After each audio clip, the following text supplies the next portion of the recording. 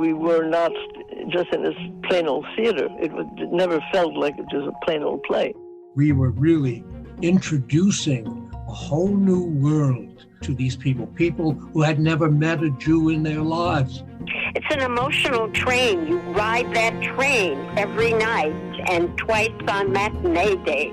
It kind of changed the way that I thought about history and also the world. I had sincerity. I wanted to play this girl that I empathized with and had been murdered by the Nazis. I wanted to play her right. You know, it's just something that I feel like I will probably carry with me for my whole life.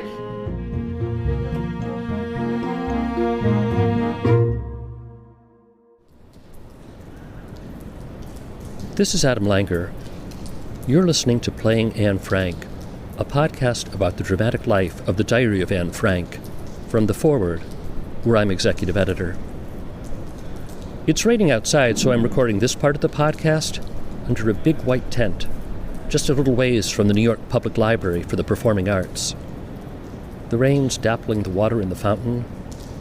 In the summer, they opened up a dance floor there, called the Oasis. And that's a little like how this place feels. An oasis from the hubbub of the city. To enter the library, you go around a big Alexander Calder sculpture that looks like a big black spider. I came here to look at a treasure trove of photographs of the original set for the Broadway production of The Diary of Anne Frank, and to look at the original designs for the secret annex. The cramped first floor with its armchairs, couch, desk, a table haphazardly set as if no one had time to clean up after dinner. A set of wooden steps leads to a second floor that's full of boxes. Behind all that, there's a cyclorama of Amsterdam, the slanted rooftops of all the neighboring buildings. And as you look at the drawings and the pictures, you can sense both the immensity and the particularity of this story. These very specific people are living in hiding, but there's also a whole world around them, where other stories like theirs are playing out. You sense it, the claustrophobia of the Franks and Van Dan's lives, but also a feeling of sanctuary, a place that, at least for a little while, felt almost like safety. This is Playing Anne Frank, and you're listening to Episode 2, Their Own Secret Annex.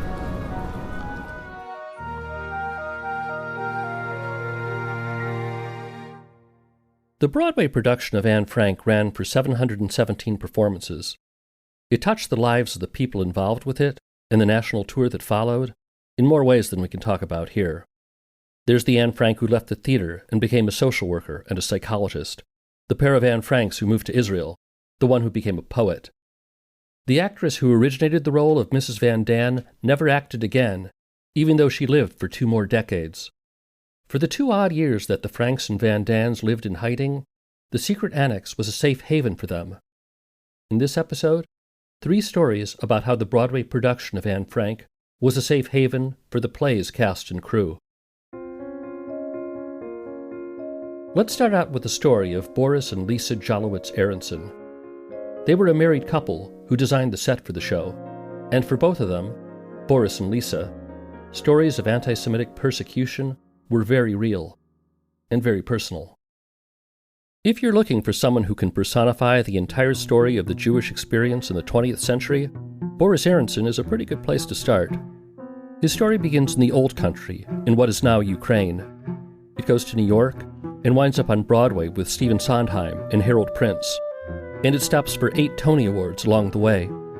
Boris Aronson was born in Kiev. He was the son of the chief rabbi there. That rabbi, Solomon Aronson, was the rabbi who counseled Menachem Mendel Beilis. Do you know the name Menachem Mendel Beilis? He was the defendant in the infamous blood libel case of 1913, the one that said he killed a boy as part of some Jewish ritual. To me, what's really interesting about the Beilis case is that the Jews decided to go through the courts, the Russian courts controlled by the Tsar, to challenge the blood libel. And it reminds me in a way of the civil rights movement. The idea is you say, okay, there are these laws that supposedly are fair or objective. And so you claim that Jews need the blood of Christian babies, that it's in our sacred documents and rituals. Well, we'll challenge you to prove that. That's Marc Aronson. He's a professor in the Library and Information Science Department at Rutgers. He's the son of Boris and Lisa Jalowetz Aronson. Here he's describing what it was like for his father to grow up in Russia and why he left. So he always felt sort of invisible in the throng. But he was interested in drawing from an early age, and he got in trouble when he was in the cheder and he drew a mosquito or a fly on the page of the book that they were studying, and the teacher started to swat it. He thought it was a real fly, and of course my father got in trouble for doing it. There were these two famous collectors in Moscow who had been gathering Impressionist and Post-Impressionist French art in their home, which you couldn't really see in Russia. But as a Jew, he wasn't allowed to go to Moscow, but he snuck to Moscow and hid out and stayed in a stable or something. And he brought his drawings to show to these collectors who, were sort of the avenue to French art, to the new world of expanding art. And they famously said to him, or famously within our family said to him, "You're a Jew, it must have been dangerous for you to come here. Your art isn't good enough." But he then got involved in the avant-garde theater. Most of the family went to Palestine. A few stayed in Russia, where his sisters, of course, all married Mensheviks who were killed and then Trotskyites who were killed. So, that wasn't the greatest choice either. But he came to America. Frank Rich wrote a book about Boris Aronson's work in the theater. In his book, he says Aronson left Russia in 1922. He used false papers to get first to Poland, then to Berlin. Boris Aronson arrived in New York in 1923, and he worked for the Yiddish theater. One of his first gigs was in the Bronx, at the Rudolf Schulkraut Theater. Rudolf was a silent film star. His son was Joseph Schulkraut, who went on to star as Otto Frank in the Broadway and Hollywood productions of The Diary of Anne Frank. Good evening. This is Joseph Schulkraut. Anyway, when Boris Aronson started out, his specialty was designing sets of heaven, hell, or both, because that's where a lot of Yiddish shows took place. In the 1950s, Boris Aronson designed the set and the lights for The Crucible and I Am a Camera. That's the play that was eventually adapted into the musical Cabaret. So he seemed to be the go-to guy for The Diary of Anne Frank. By the time he got to work on the show, the life he had left behind as a Jew in Russia may have seemed pretty remote and abstract, but he still could relate to the persecution and the claustrophobia. You have to have so much space, and still you have to create the feeling that you are caught. Claustrophobic. This is the only known recording of Garson Kanin and Boris Aronson talking about The Diary of Anne Frank. It's on 3 separate video cassettes in the Boris Aronson collection at the New York Public Library for the Performing Arts. And thanks to Marc Aronson and Garson Kanin's estate, this is one of the first times anyone has heard this audio outside the library. Claustrophobia is such an important thing. Now, this is the way I start. I don't start from a plan. I don't start to be consistent that should look like a way I can sing. I start for what is the nature of this material. What is it trying to say? What does it stand for? For instance, I felt that it was brilliant to get those people to dramatize it, and not to get an author who would make it more schmaltzy, because it doesn't need that. It has enough.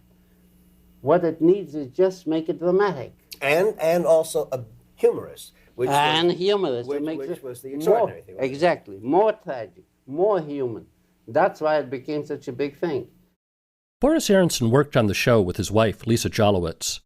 She was the assistant on most of his shows. She made drawings and worked on the models, and she went to Amsterdam to do a lot of the research. For her, the experience of Nazi Germany was much closer to home than it was for her husband. So I did get on one of the last planes out of Czechoslovakia to go to Holland, where my sister lived. The documentary, Before Broadway, A European Childhood, was directed by Marina Budos. In the documentary, Lisa Jalowetz Aronson talks about her sister, Trude, who was a textile artist in Amsterdam. She was a weaver. She wove things, she made beautiful things, and was doing well there. So she said I can come and stay with her. So all this was arranged. I got on one of the last planes that went out there, and of course never knew if I would see my parents again. Trude's husband was a member of the Dutch resistance who was murdered by the Nazis. Trude lived in the same neighborhood as Anne Frank's family. Marc Aronson said she managed to survive by pretending she wasn't Jewish. She was Indonesian. My mother, lost a lot of her family to Hitler. Didn't really talk about this almost at all. And it was most directly her sister who lived through the war in Amsterdam. So this was really the world my aunt lived in. And she and her husband, who was Gentile, but very, very important in the resistance and was ultimately captured and killed by the Nazis, had lived within a couple of blocks of the Franks. She went into hiding, but unlike the Franks, she went in open hiding. And then she took on the identity of an Indonesian who was in Holland, because plausibly an Indonesian could have been in Holland. And a Dutch Protestant family hired her as a nanny, knowing this was all false. But she pretended to be this Indonesian nanny who was taking care of their children. And because the Germans, as you know, in their insanity, wouldn't kill you unless they could prove they should kill you. So since they couldn't prove, they're not about to go to Jakarta to get her identity papers. She lived through the war. So, when it came to designing the set for Anne Frank, the Aronsons had more than a little sense of the world they were creating and the feelings it evoked. And because the show became a success, they went on to do another show with a Jewish theme. Probably the only Jewish show in history that might be more famous than The Diary of Anne Frank. If I were a rich man. He campaigned very hard to get the job for Fiddler. And I think it was partially, nobody thought it was going to be a big hit, but he did sort of feel like he had to do it. And it was, again, he had grown up in Russia. The family knew Shalom Aleichem very well. There was that, but I think, he had done a number of, you could say, Jewish plays, and I think that meant something to him.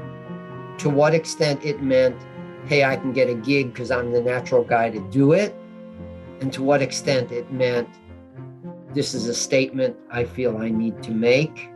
He never articulated that difference.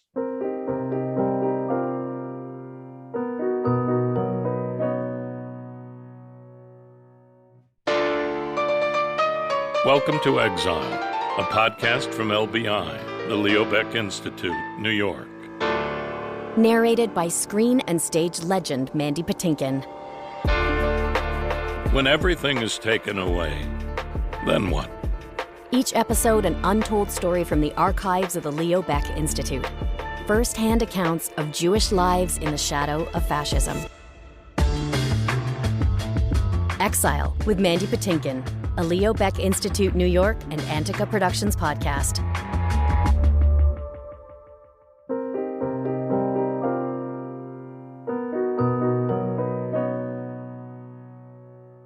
I was sitting in the cabin eating my porridge because I was a very slow eater.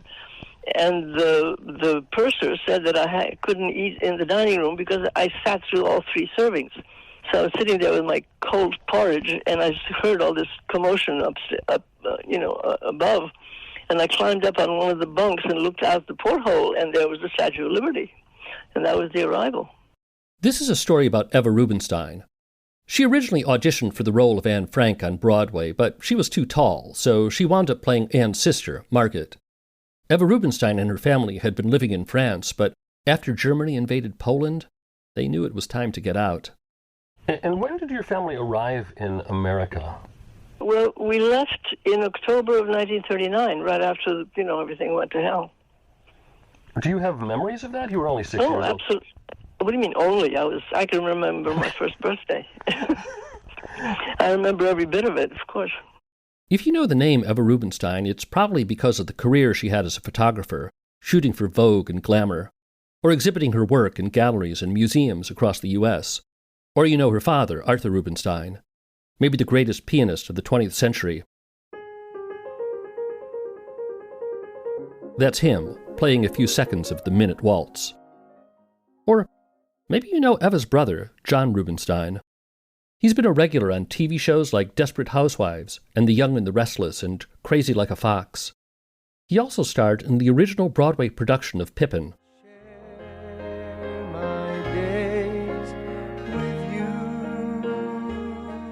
He played Pippin. John Rubinstein wasn't born yet when his family fled Europe, but he grew up hearing stories about how they wound up in the States. My parents lived with Eva and her brother Paul, our brother. In 1939, they were in Paris, and the years before that. So they ran away from Paris. They hopped on a boat and came to New York to get away from the oncoming thing. I asked Eva if she could tell me about having to get out of Europe.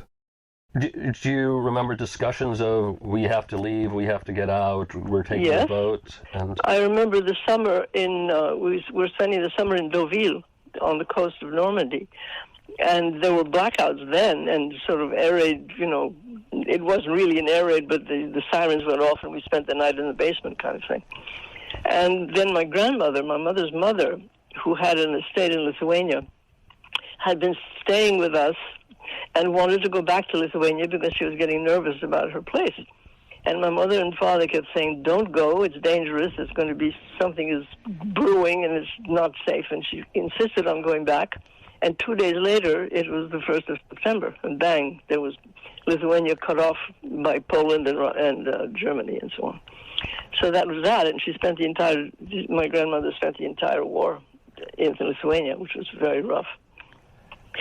So then we went back to Paris, where we lived normally, and my parents were supposed to be leaving on a trip to America on tour. But people just said, don't, take the children because it doesn't look good here. So thanks to the American ambassador and a few other people, we got on the last boat taking Americans out of Europe, which was the USS George Washington, which I remember well. And it was absolutely packed. It was so full that they had to split up families, and the men were on one side and the women and children on the other. And my brother Paul, who was a year and a half younger, and our nanny and our mother, and 3 other women were in one cabin with, sort of bunk beds. And Paul and I slept on army cots in the middle of the room. And my father was put in a cabin with 4 monks, which was pretty funny. And that was it. The Rubinsteins managed to get out of Europe, but they left behind their books, their manuscripts, their paintings, all of which were taken by the Nazis. A lot of their relatives stayed behind, and they were murdered. How emotionally draining was it to perform this same show day after night after night? Oh, sure. I mean, that last scene where you hear them coming up the stairs, it was awful. I mean, you sort of really, the heart was pounding through that. It was hard to pretend it wasn't real. That was tough, the ending. Here's one more safe haven story. This one's a little different because the main character in it, he's not escaping pogroms or Nazis. He's escaping his fellow Americans. When the Diary of Anne Frank started rehearsals in 1955, we were still in the era of the Red Scare and the Hollywood blacklist. Are you or have you ever been a member of the Communist Party? I believe I have the right to be confronted with any evidence which supports this question. I should like to see what you have. Oh, well, you would. Yes. Well, you will pretty soon. In 1955, actors, playwrights, and directors still couldn't find jobs. Writers used pseudonyms to get their work out there. There was a report called Red Channels that circulated among media executives. It named people who supposedly had communist affinities or affiliations. Leonard Bernstein, Orson Welles, Lena Horne. In 1947, 10 Hollywood screenwriters, we know them as the Hollywood 10, were held in contempt of Congress for refusing to go along with the questioning of the Un-American Activities Committee. Are you now, have you ever been a member of the Communist Party? Unless it has been changed since yesterday. In our country, we have a secret ballot.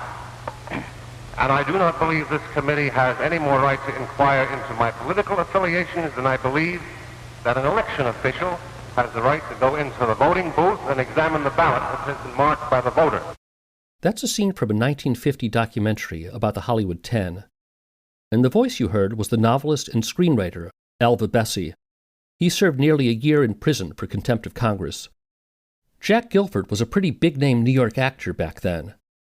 If you look him up on imdb.com, you'll find credits in the late 1940s and a slew in the 1960s, but from 1951 to 1959, there's not much. That's when he was on Broadway in The Diary of Anne Frank.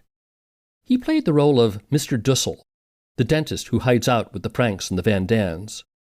During the run of the play, Gilford was subpoenaed by Congress and hauled before the Un-American Activities Committee. The guy who named him was a choreographer and a director by the name of Jerome Robbins. Arnold Margolin, he was one of the actors who played the role of Peter Van Daan on Broadway. He told me about the blacklist and Jack Gilford. I remember him occasionally having to miss the Wednesday matinees because he had to go down to Washington and testify before the committee. One of the things Gilford told the committee was that he shouldn't be denied employment for political reasons. Blacklisting is a terrible thing, he said, not American. And so by that time, which was 52, 53, 54, the blacklist on television was in full swing, and TV in New York was huge. And radio, too, by the way. And radio suffered from the same problem. That's Jack Gilford's son, Joe. He's taught screenwriting at NYU and Montclair State. He also was a screenwriter for a movie called Mob Town. He wrote a play called Finks that premiered in 2013 at the Ensemble Studio Theater in New York. It was based on his parents' experiences during the McCarthy era. My father had no choice but to work in theater. And that's because the theater wasn't blacklisted for the very simple reason that theaters weren't run by corporations. You know, the Schuberts didn't produce the shows. So they didn't care. The producers were a loose-knit, independent bunch of people who raised money and put together productions and produced them. And they had no interest at all in depriving themselves of talent that was being excluded from film and television by the early 60s. After the blacklist and McCarthy had been exposed as this real, extortion racket, after it had been exposed as just phony political hysteria, sponsors were grateful to get back the talent because they were calling agents and saying, what is this shit you're sending me? And the agents would go, that's the best shit I got. Everyone else is blacklisted. And so what was happening was all these terrific actors were having great Broadway careers, like my father. For years, Joe Gilford told me, the story of the blacklist and the Hollywood 10 was dinner table conversation at the Gilford home. It was a form of political persecution. Think of what reporters are going through in Russia, although it wasn't quite as pronounced. Some people were blacklisted and went to jail. That was the Hollywood 10. Once they sort of came to their senses and in a way said there's nothing to be gained by going to jail. And even Ring Lardner will bear me out on that. But there was a point where people were fighting back, and actually more people were blacklisted than weren't. More people were blacklisted than there were Finks. So the blacklisted were in the majority. It was this huge wave of humanity. Sort of everybody was blacklisted except for the 100 people who named names. So at what point, obviously you weren't aware of this when you were 2. So at what point, do you remember a point when you became aware? About the early, grade school. By the time, first of all, I went to Little Red Schoolhouse, which is almost a pun. The atmosphere there was, first of all, there were other blacklisted kids there.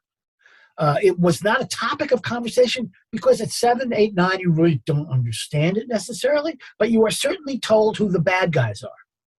So you are aware of someone named Joe McCarthy, who's the bad guy and is out to get everyone in your family and in the circle of your friends, of your parents' friends. But then gradually, as the 60s rolled in, and I became more politically aware, the whole legacy of the blacklist then feeds into the counterculture of the late 60s. So I'm 16 years old in 1968 and growing up in Greenwich Village. I am at the epicenter. I am at the glowing core of this whole world countercultural movement. So as high schoolers, we are going to civil rights, anti-war, you name it, demonstrations. And the problem is we'd go there, of course, as 15, 16, 17-year-olds, we'd go there to socialize. Meet you at the demonstration. See you at the park. It's going to be a big demonstration. Great. This girl's going to be there. Da-da-da. We're going to go meet up or smoke cigarettes. But wouldn't you know it, our parents were right there, of course, as well. So we couldn't get away. Most kids would go down to wherever they would be hanging out to get away from their parents. We couldn't shake our parents because they were still involved in being politically outspoken as well. So that was the joke. We go, Ma, I'm with my friends, could you go to another part of the demonstration, please? So, persecution in the old country, persecution in Nazi Germany, persecution by the House Un-American Activities Committee, it's all on stage in the Diary of Anne Frank. You're looking at the actors on the set they're standing on.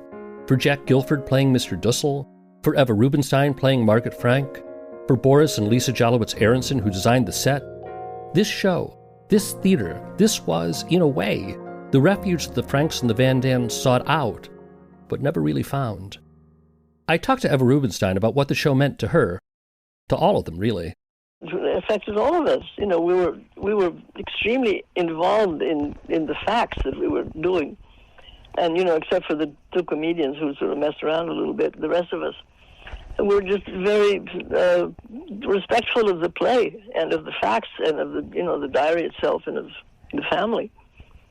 That we had sort of this thing that we were entitled to do, but we were not just in this plain old theater. It never felt like it was a plain old play. It really felt like a responsibility. When you talk to the people who created the Diary of Anne Frank, you see how the show changed them in some profound way.